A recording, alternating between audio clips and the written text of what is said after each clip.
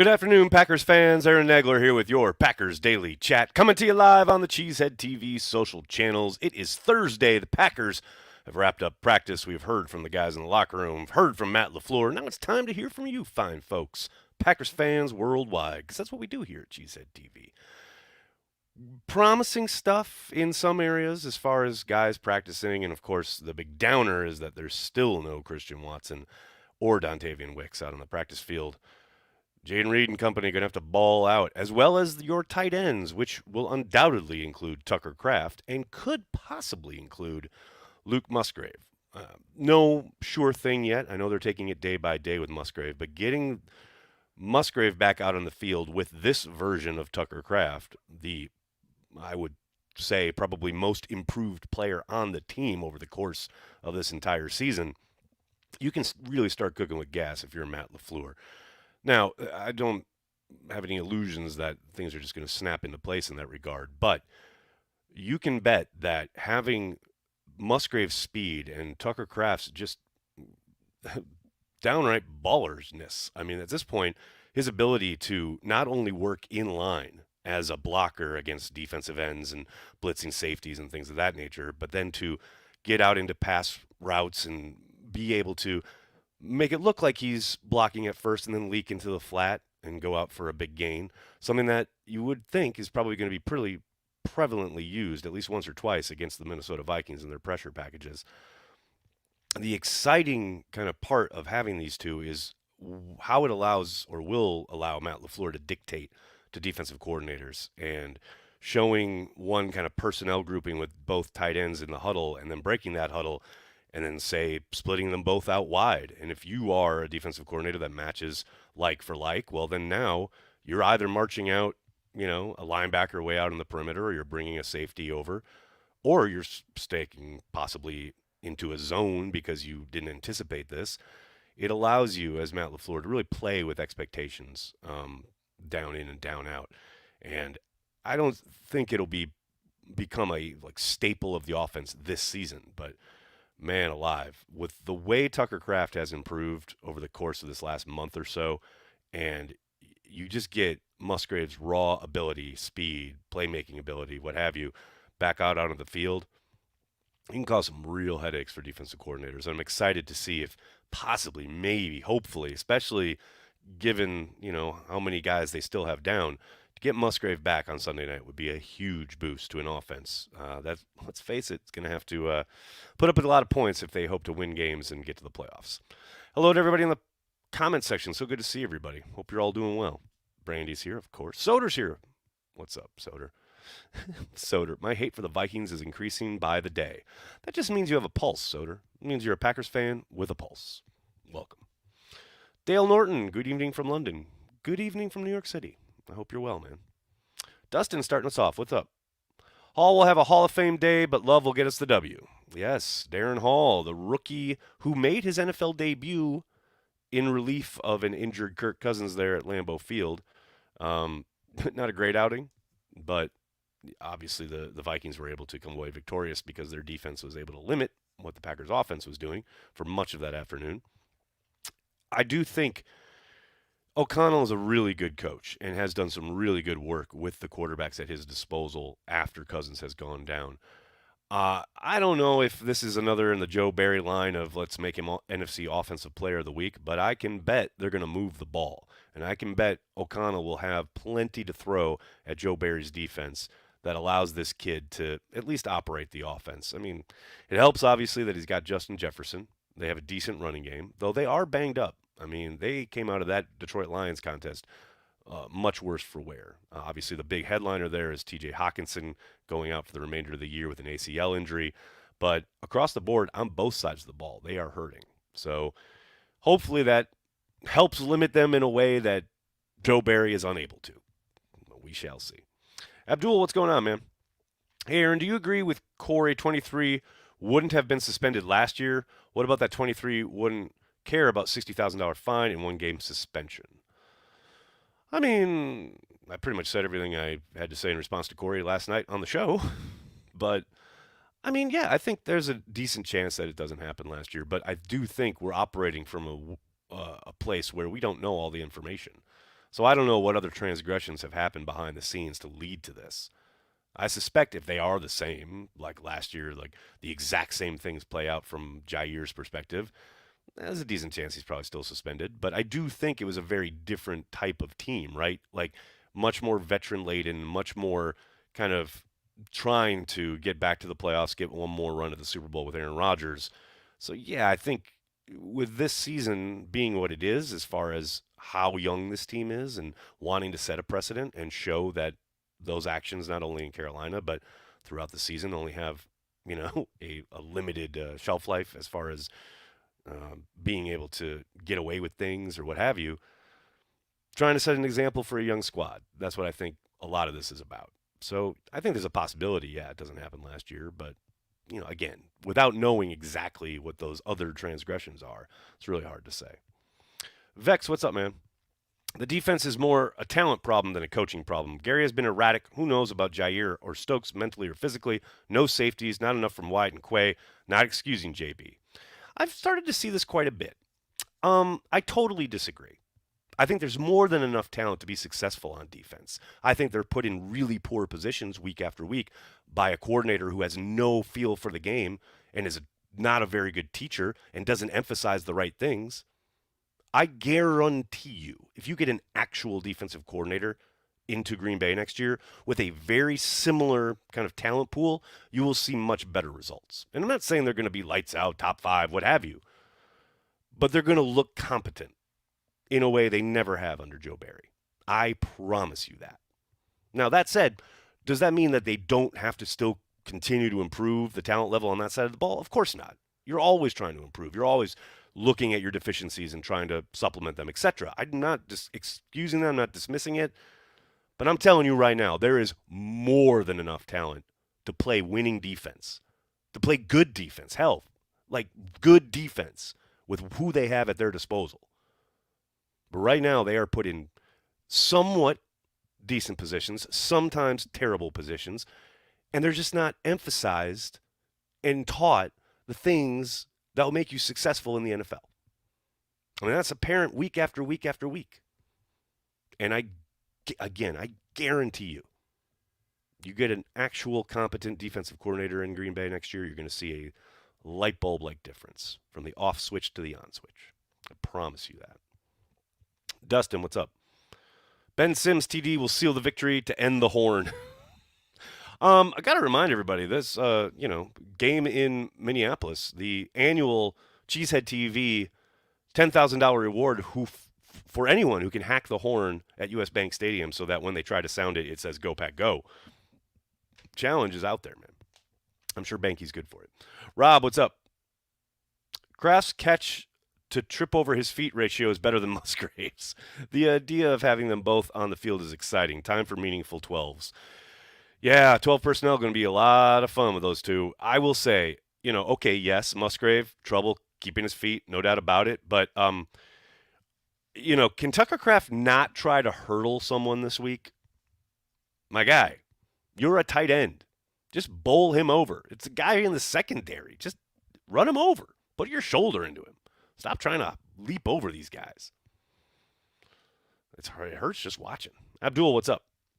Matt LaFleur said he likes this scheme and wants to keep it. What is this scheme exactly for those of us not savvy with X's and O's and what's good about it? Are you talking about the defensive scheme? Because that is somewhat of a kind of mashup based on, what's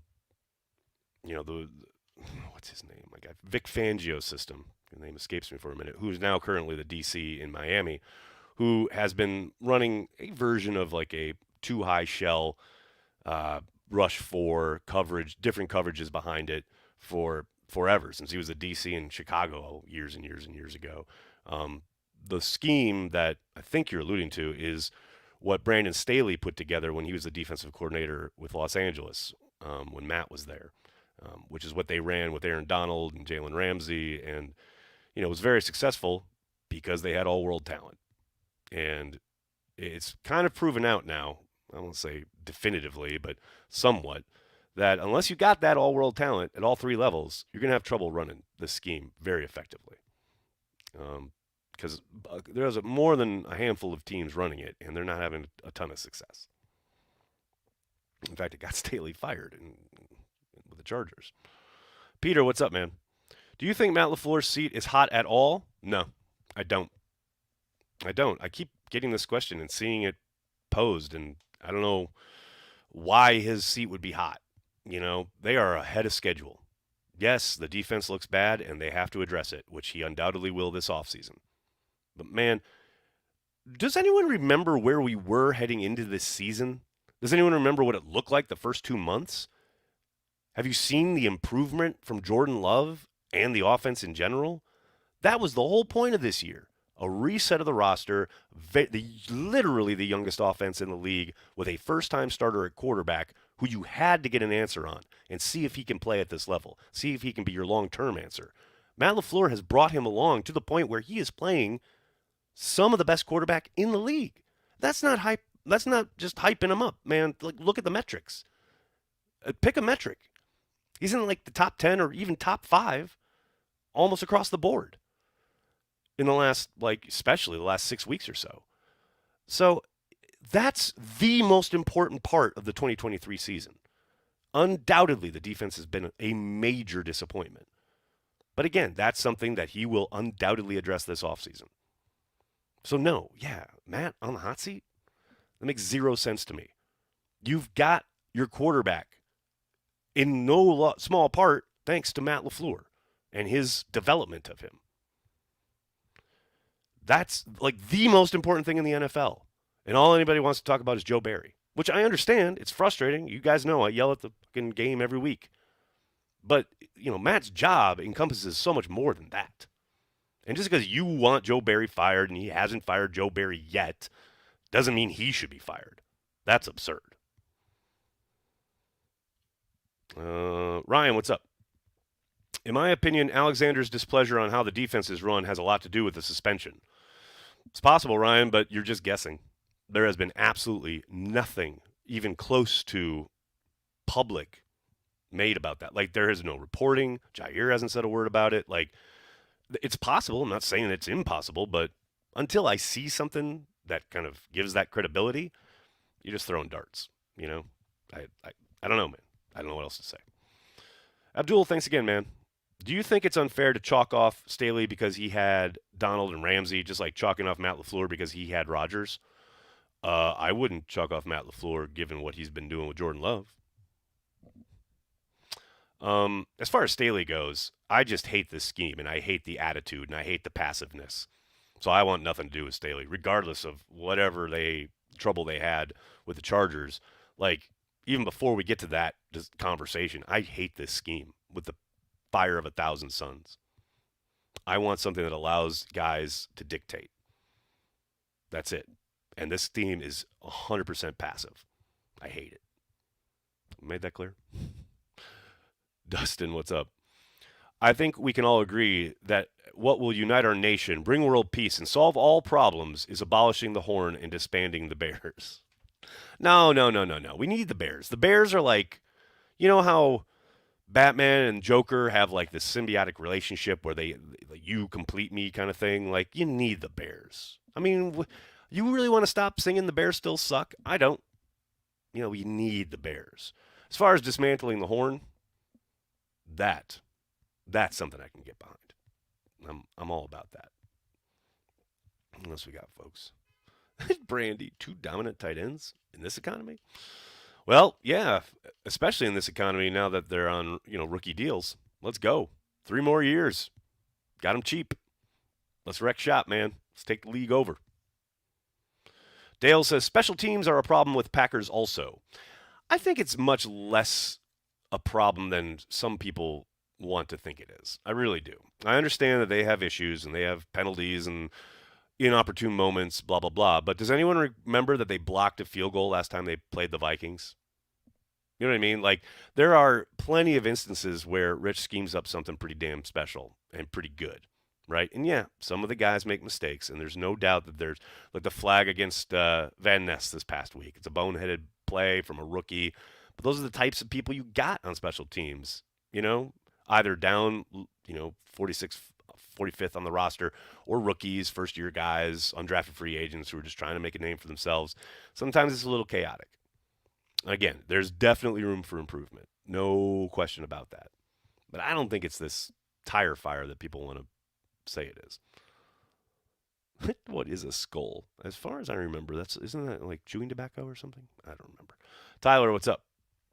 What's the biggest issue with Green Bay's middle linebacker play in 23? Ooh, baby. Good question. I actually think Quay Walker's played pretty damn well. I know people are down on him right now, and he's not had the two kind of greatest weeks here these last couple of games since coming back from the injury. But I think especially prior to going out with injury, I thought he was playing pretty well. He's had trouble in coverage. He's also let, like, I think 3 interceptions go through his hands after catching that pick 6 in week 1. So he's been in position at times. I do think teams are scheming them up, trying to take advantage of both Campbell and Walker. And McDuffie has been good when he's been given an opportunity. I don't think he's a long-term answer. But right now, I think he's much better than what Campbell gives them. And now I know Campbell's dealing with injury, but yeah, to me, I don't think Walker's been poor. I think Campbell has really hit a wall, and I think injuries have caught up to him because you just don't see the burst, especially sideline to sideline and short area quickness stuff that you saw that year that he won the All-Pro. Even the beginning of the next year where he started a little slow, you still saw the ability. But since then, I think he's had, 4 or 5 different injuries? I think that's just kind of caught up to him finally, which is unfortunate, but, man, that's life in the league, That tends to happen. What else we got here, folks? Dustin, what's up? J-Love appreciation post. Happy to say I was wrong. Well, see, it takes a big man to say you're wrong, Dustin. And I think a lot of people are probably looking back at what they thought about Jordan Love and the draft choice and his ability or what have you, or the promise he might hold. And probably a lot of people thinking, might have got that one wrong. No doubt about it. Ryan, what's up? Have they announced the time of the Bears game? No, Ryan, they have not. They will shortly after the conclusion of the game on Sunday night. So I have little doubt that Sunday Night Football will announce it probably right after the game is over because they'll have some indication of obviously, of everything that's happened throughout the day on Sunday and out the weekend. And then however the Packers game plays out, I think we'll obviously play a little bit into it. But they should be able to have that nailed down so that by the end of the game, they'll announce the schedule for Week 18. And don't forget, ladies and gentlemen, there is albeit small, but there is a chance that Packers-Bears game could be bumped up till Saturday. It's a small chance, but it could happen. Craig, what's up? The key to Green Bay's turnaround next year will be them naming Carry the G as their official beer. It's all downhill from there. Super Bowl win is a lock. Greg, you have no idea how funny that is, given our attempts to try to get Carry the G into Lambeau for sale. We've had good conversations with a bunch of people in the building, and I think we've gotten close to having it available at 1919. Hopefully that happens next year. So fingers crossed. We'll see. Official beer, I don't think we're going to take over for Miller Lite anytime soon. We're not flush with enough cash to, have a gate named after us. Although, how dope would Carry the G gate be? That's where the party would be. We would request that be by lot 1, definitely. Dustin, what's up? Imagine if Love and Purdy swap situations. Love would be the MVP. I don't know if that's particularly true, but it's a possibility, right? I mean, the thing is I don't know about Purdy. I think he's played really well. Obviously, he had a really tough game the other night against the Ravens, but, I mean, I wouldn't take anything away from him. He has played extremely well, regardless of who's around him or who's calling the plays. The one I found interesting, I think Jacob Morley put it up on Twitter earlier today. It's like everyone, or lots of people, are talking about the job Stafford has done since coming back from his injury, and he's been playing lights out football. But if you look at the numbers, like Jordan Love's right there in the same time period. Look at Jalen Hurts' numbers. Like that, Jordan Love's playing just as well as Jalen Hurts. And Jalen Hurts was in a Super Bowl last year. You know what I mean? It's like the fact that Jordan Love is playing as well as he is, as quickly as he has, it's pretty astonishing. Like, no question about it. And it's not just the numbers. That's the other thing.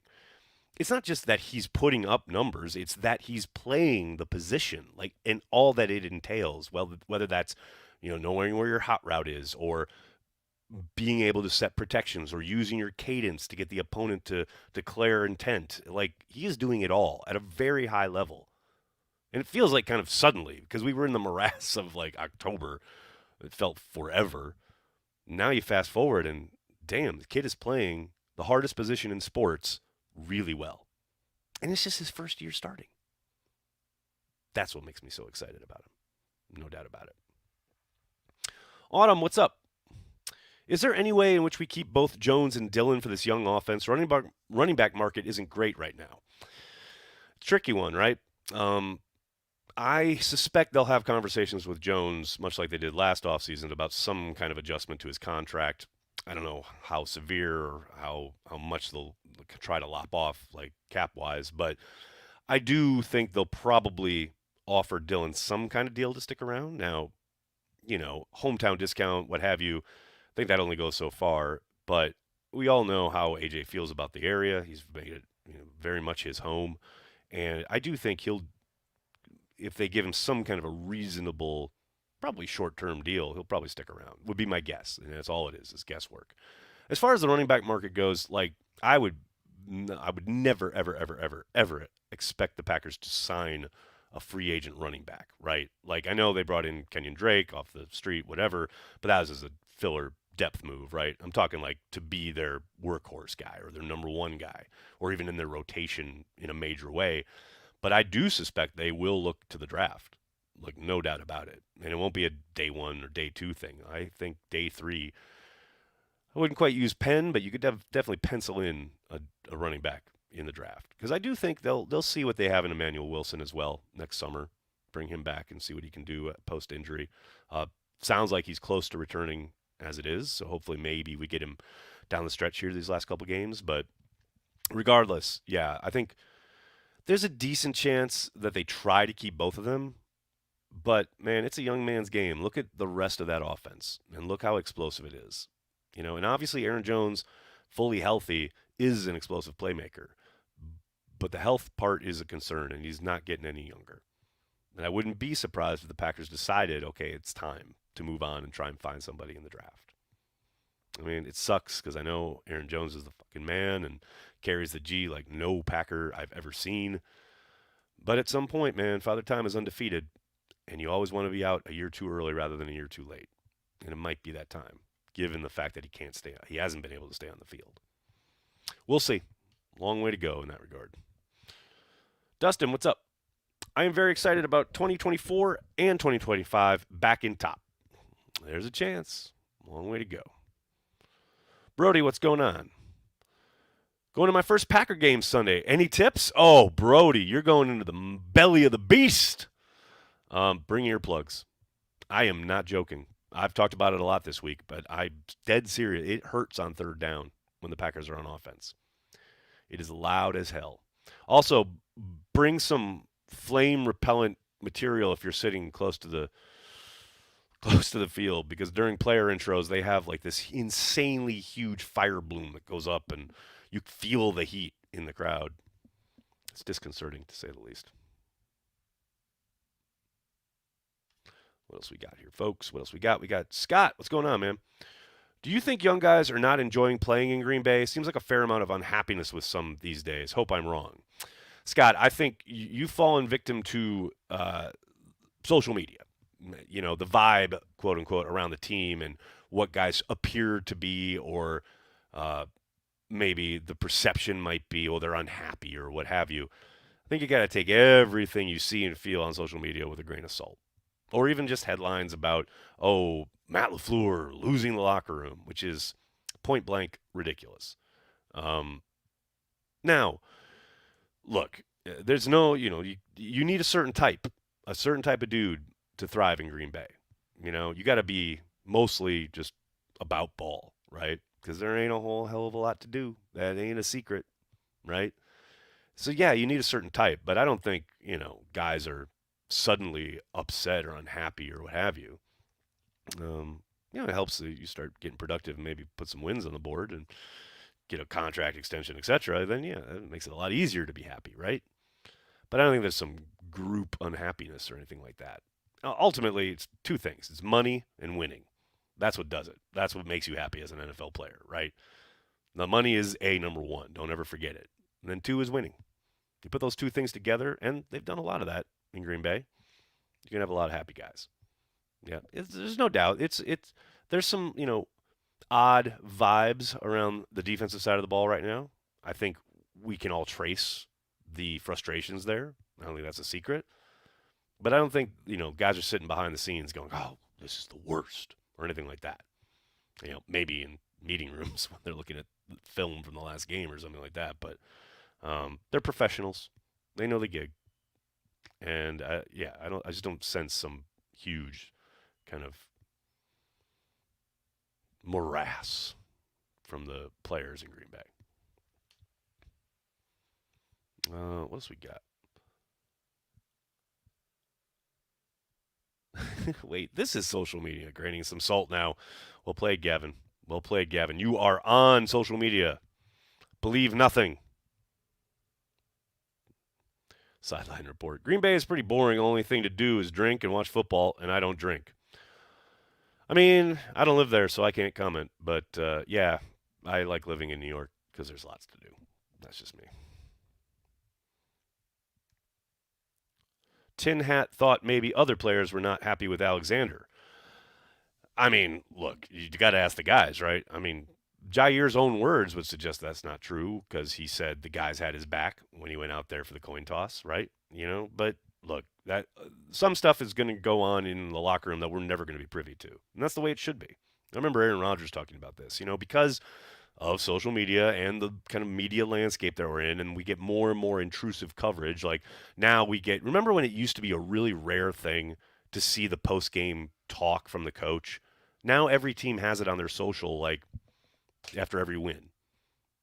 And it's in like these moments that have become kind of normalized as part of coverage used to be very private or just kind of just their own, livable moments for the guys involved. I think there's less and less of that available. And the locker room especially is the thing that was going to be guarded, the strongest. That's a very, very, very important kind of vibe that whatever's going on in there, we're never really going to know as the public. Like, hell, sometimes the coaches don't even know. That is supposed to be separate from everything. It's supposed to be for the players and just the players. So that's why I always say, like, whenever anyone tells you what's going on in the locker room or coach is losing the locker room or whatever, no one has any idea. Like, we can't. It's impossible. So it's my speech about that today. I love that there's a random Whitehurst comment in here. Corey's going to be so upset.